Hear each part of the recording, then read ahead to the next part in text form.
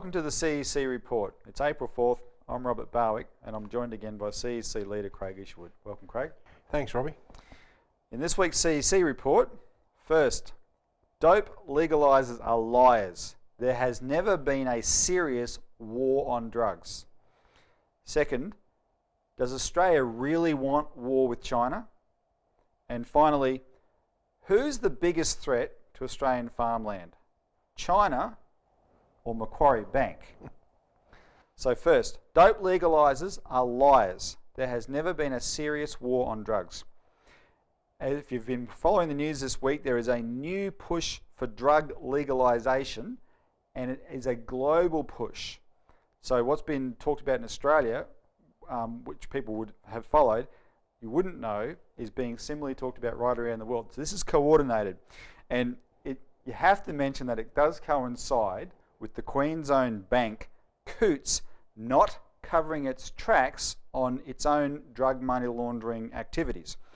An example of the international nature of this push for drug legalisation is on March the 13th, Google hosted a live debate, a global debate, live on Google, which you can look up on exactly this question, drug legalisation, where most people advocated it and only had 3 people there to speak against it. In Australia this week, a new think tank which calls itself Australia 21 has released a report as of yesterday, April the 3rd. The title of this report, Craig, shows that they are deadly serious in their intention because there's no holds barred. It says, the prohibition of illicit drugs is killing and criminalising our children and we are letting it happen. That's its title. Who is this outfit? Well, as we know more, I'll report more. It's a little bit hard to tell at the moment. They're not very upfront with who they're funded by. Their individual activities and projects tend to get funded by various governments, etc.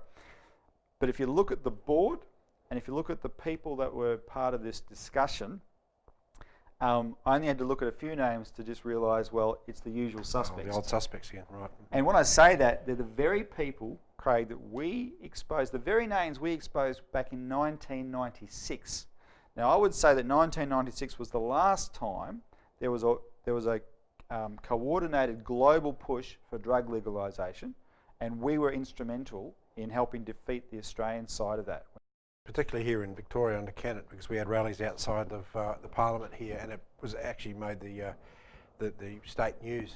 And what we successfully showed when we did that was that the so-called independent inquiry Kennett set up was actually stacked with known advocates of drug legalisation. Yeah. They knew the outcome they wanted in advance, and I would argue that what has just been published in this week is exactly the same scenario. The people on this are such people as Alex Wodak, who's the #1 George Soros drug legalisation operative in Australia. When I say Soros, I mean Soros is the biggest funder of drug legalisation. Wodak is his #1 recipient of those funds in Australia. You have Michael Moore, a former health minister of the ACT, and Chris Berg, who are both of the Institute of Public Affairs. And of course, the Institute of Public Affairs is one of these Mont Pelerin Society fronts, which advocates, their advocacy of drug legalisation just goes way back to the British Empire running the Opium Wars. They think they have a right to trade in these and there should be free trade. Yeah. And then you have the long-time advocates of drug legalisation, Nicholas Cowdery, Mick Palmer, Nicholas Cowdery is the former Director of Public Prosecutions in New South Wales, Mick Palmer is the former Commissioner of the Australian Federal Police, and Bob Carr. And these are people who, long before they were part of this roundtable that came up with this report, for decades have been pushing for drug legalisation. And so what's their argument? Prohibition has failed. Now, before I get your comment, I just want to highlight a couple of things. Let's look at the nature of true prohibition, of what they call prohibition.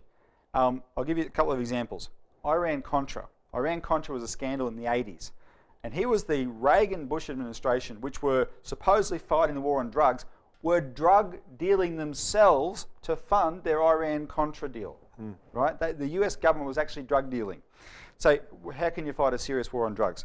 Look at now in Afghanistan. Our troops are protecting the crops that then get exported to the world in the form of heroin. The British troops as well. Australian, British and US troops, and in the areas where Australian and British troops are, and us the worst unfortunately, the crop production has gone up. Something that ironically the Taliban almost eradicated. 41 times actually since 1991 is the increase. This is, how can you fight a real war on drugs when we're protecting the source of it?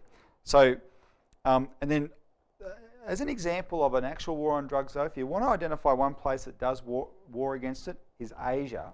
And if you look at the drug usage rates in Asia, apart from silly Western tourists in Bali, the drug usage rates among Asian populations is about 10 times lower than Western countries. It's quite amazing. Those countries do practice genuine zero tolerance, and they always have. They've always hated drugs since the Opium Wars. So, Craig, what's called the war on drugs to the public, they think of as cops busting users and occasionally their immediate suppliers. I want to ask you, what would a real war on drugs look like? Well, there's two major issues, Robbie, to have a real war on drugs. First of all, you've got to go after the money laundering, the drug money. You're talking a huge amount of money, 500 billion, 700 billion, $1 trillion. It's clandestine, you don't know, but it's an enormous amount of money. So when there's that much money, it's not sitting around in suitcases somewhere. It's in the Cootes Bank, as we've found out this last week. The banking system itself is funded on laundered drug money. In fact, if you go back and look at the 2008 period, I think the Russian drug fighter at that point, Ivanov, came out and said that if the drug money was withdrawn out of the system, then the financial system would crash because there's so much liquidity being pumped in from the drug money itself. So that means you've got to go back to what we've been proposing is a Glass-Steagall, international Glass-Steagall standard where you have a regulated banking system and you stamp out the laundering of the drug money. So there's no way that you can get the funds through the system in large amounts. I mean, there'll be little bits and pieces here and there. The second thing is a real war on drugs. Now in 2009, General John Craddock, who was the NATO's Supreme Commander in Europe, authorised NATO military operations against the drug lords, drug dealers, drug laboratories and storehouses in Afghanistan. And then De Spiegel ran a scandal in the sense of leaked a secret about the NATO, leaked some sort of secret NATO documents, which led to the ousting of Craddock. And of course, shortly afterwards, that entire plan was scuttled, finished.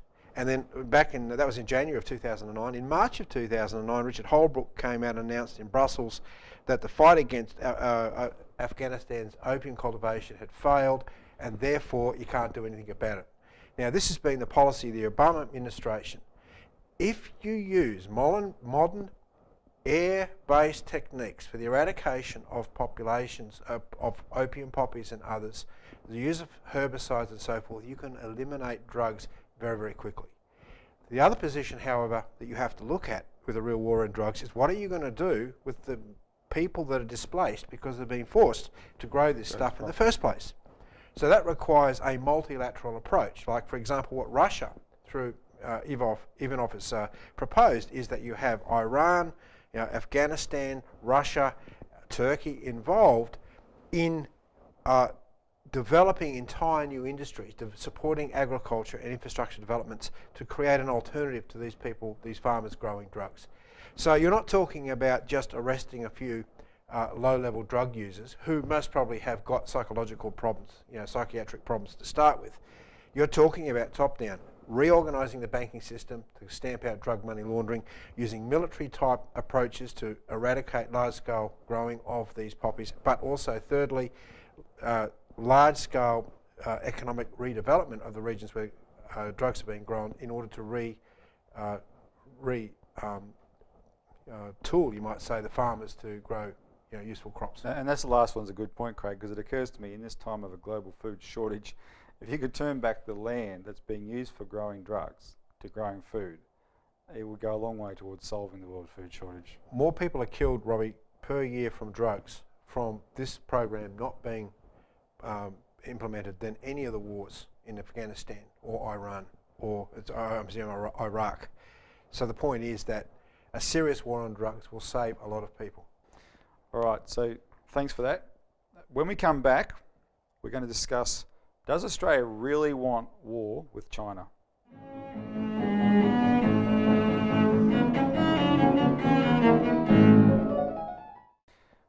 Welcome back to the CEC Report. Does Australia really want war with China? So this week, or last week and this week, the news broke that on top of the Marine base that we've agreed to set up for the US in Darwin, Which ironically 200 of the Marines have just landed in Darwin today. they're here, baby. Yep. Hello, sailor. On top of that, we are upgrading Perth and Brisbane as naval bases for the United States, and the Cocos Islands in the middle of the Pacific are now slated to be a surveillance base for the United States for surveillance of Asia, and a base for their drones program. And of course, those drones program are not just about surveillance; they're about targeted killing of enemies.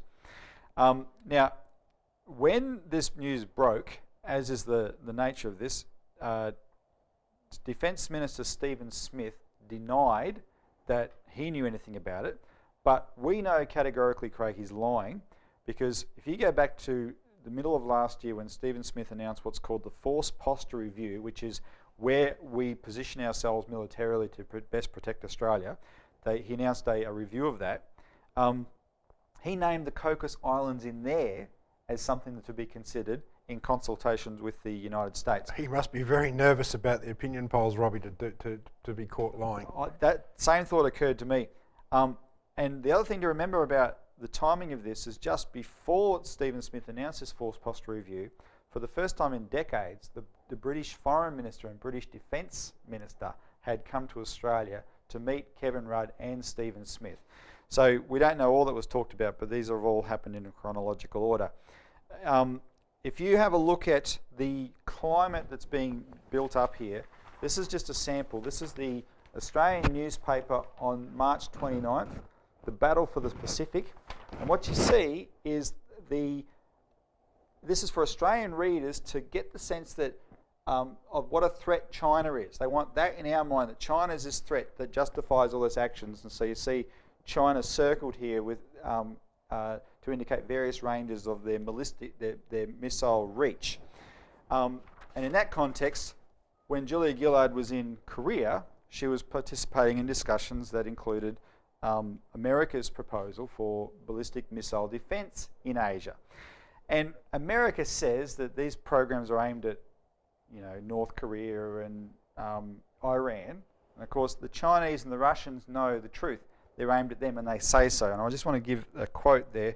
On the 30th of March, the Chinese Communist Party publications, this is from the top, right? It's called the Global Times. It issued a stern warning to Australia, and it said Australia, and named South Korea and other countries, should, quote, seriously ponder the consequences of participating in this military build-up that's aimed at China. And Craig, it occurred to me, what we're witnessing is an inversion of what happened in World War II. In World War II, Britain left Australia defenceless against a real threat of an imperial Asian power, which was Japan, which had been a decades-long ally of Great Britain. And we were left defenceless against that. And now here you have an Asian power which is not imperial. It doesn't have imperial designs to conquer the world militarily, right? China. And we are being used as the base to overarm, if you will, against that and we're giving ourselves up to the Anglo-Americans to do that.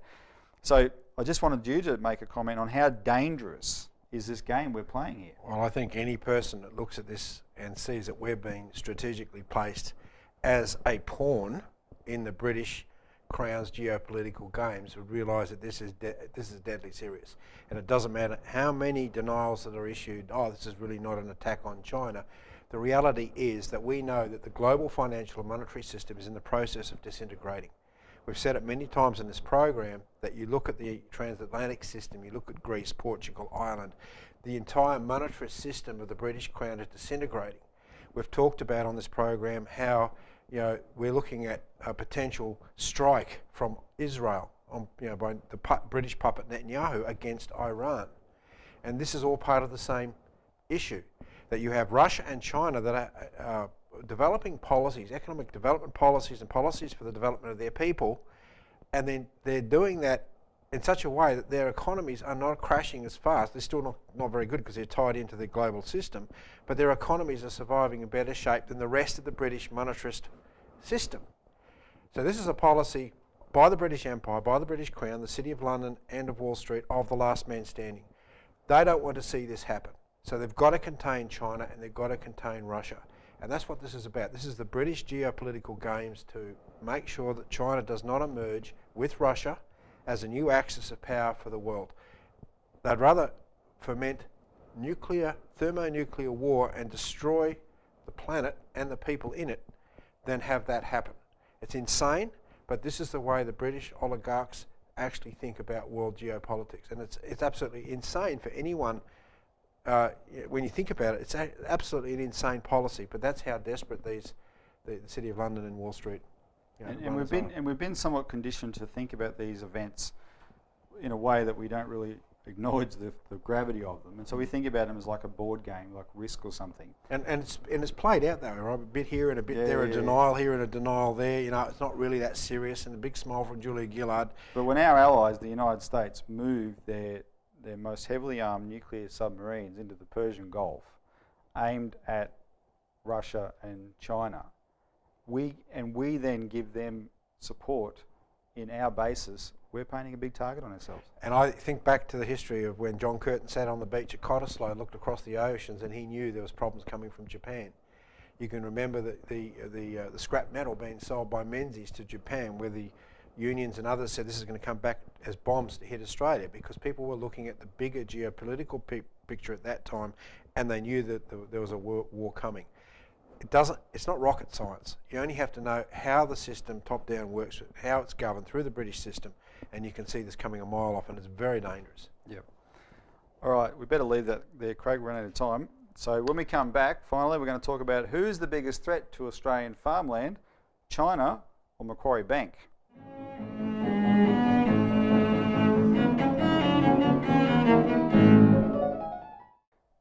Welcome back to the CEC Report. Finally, who's the biggest threat to Australian farmland, China or Macquarie Bank? There is an obsession in Australia at the moment about this supposed spree where Chinese interests are snapping up real estate willy-nilly, both commercial real estate and farmland. It sounds like various powers are playing the race card again, Robbie. Well, we have kind of like a proof here that will smoke them out if they are, because, for example, the National Party led by Barnaby Joyce are making a big deal about this, and they're tying it into Australia's food security, that if Australia allows Chinese interests to buy up all our farmland to produce their food for themselves, then what's undermining ours? Yeah, right throughout history, whenever politicians want to win support from the public, they create some sort of a bogeyman. In this case, it's Chinese, or that sort of effect. So a few weeks ago, following some forays of our own people into rural areas of Australia where this was on everyone's lips, and our people asked for specific examples and no one could give them to them, I looked up some figures, and we'll put a graph on the screen here, which show when you look at the investment in real estate in Australia by country, what you see is China is tiny compared to even many other countries, much bigger, much smaller countries than China, and the real big ones are the United States and the United Kingdom. And the United Kingdom is particularly stunning because the United States is, like 5 times bigger as an economy and a population size than the United Kingdom. They're the ones who own our farmland. But I want to talk about who is now buying up farmland in Australia, and it turns out to be none other than Macquarie Bank. So you have a Macquarie front called Lawson's Grain, has just bought 2 large properties, one called Kealandi near Moree in New South Wales for $16 million, and one near Esperance in Western Australia for $20 million. Now they're buying this up as part of a $700 million fund that Macquarie Bank have set up to buy grain properties in Australia and Brazil. They buy the properties, they replace the management with independent contractors, and these become corporate agribusinesses. Macquarie Bank also has a $1 billion fund for cattle properties in Australia, and they're now one of the biggest landholders in Australia, a total of 3 million hectares they currently own. So Craig, my question to you is, while people are freaked out about China, corporate agribusiness is steamrolling Australian farmland. In your view, what is the more serious threat? Well, neither of those, Robbie. Quite frankly, the most serious threat to our country is the policy of destroying family farmers. Look, it's not good that China come in and buy Australian land, right? But we've already indicated we've got, Russia and the United States and United Kingdom. You can't single out China when the Brits are doing it. And so therefore, if you talk about sovereignty and sovereign ownership of land, I mean, no prime farmland should be in majority ownership of any foreign country. We don't mind strategic partnerships for the development using specific technologies, that's one thing, but outright ownership, I mean, come on, we are Australians, we're not going to be selfish and not share the potential wealth, but look, there is a question of sovereignty here. And see, this is where you get out of this, you get into this question of corporate agribusiness, right? Corporate agribusiness has no loyalty to anything except their shareholders. So when you've got Macquarie Bank, you're talking about private shareholder wealth. You're not talking about the development of the country for the benefit of its citizens. You're talking about the actual rape. And if you look at any large corporations of agribusiness right throughout Australia's history, they're the ones that have destroyed the environment. They're the ones that have destroyed the soils. It's the actual family farmers that represent generations of caring for the environment, actually in real terms, developing the environment, developing the farmlands. And to the degree that this government and past generations of governments, at least 2 or 3 generations now, we've had a policy of getting rid of family farmers. We should see that in the Murray-Darling Basin. We're not supporting family farmers through either financial policies from the supply of fertilisers, the ability of educating young farmers well enough to take over from their parents. We have a median age of farmers going through the roof. The family farmers are becoming extinct. That's what I see as the biggest threat. Well, we can deal legislatively with China or any of these countries. We can deal legislatively, if we have to, with Macquarie Bank. Right, that's actually quick and easy problem. How do you bring back generations of family farmers? You can't. And not easily. Yeah, and it's wrong to assume that if a family farm is given way to a corporate agribusiness, then it's a zero-sum game. There's been nothing lost, when that's not actually true at all. If those agribusinesses go on, well, look, they're actually, basically buying up these family farms, selling off all the equipment, and selling it off to, contractors. And the other thing with these corporate operations, Craig, is unlike a family farmer which is committed to grow food every year, corporate agribusinesses are effectively speculators. They will easily, happily stop production for a few years if they don't feel it's in their commercial interest. Or not just that, you have this carbon farming garbage now, right, where farmers are being sold this line that if they lock up their land as wilderness areas and wildlife corridors, then they can get carbon credits for that. Well, that's exactly the kind of business that a corporate agribusiness would love to be involved in. Agribusiness reduces everything to a dollar value. But the contribution to Australia's agriculture, to the future posterity of the country, is priceless. There is no value you can put on it. And that's what is being destroyed here. And as we have a lot of supporters in rural areas, and we know the agricultural industry from the family farmer's point of view extremely well, this is the biggest threat and disaster unfolding in our country today. Yep. All right, well, thanks for that. So that's it for this week's CEC report. I urge everyone, if you want to look at this drug threat is quite serious, but we have a pack that we released as part of a press release we put out last week on the Cootes Bank issue, where you can see these usual suspects from 1996. Have a look at that, but otherwise tune in next week for more.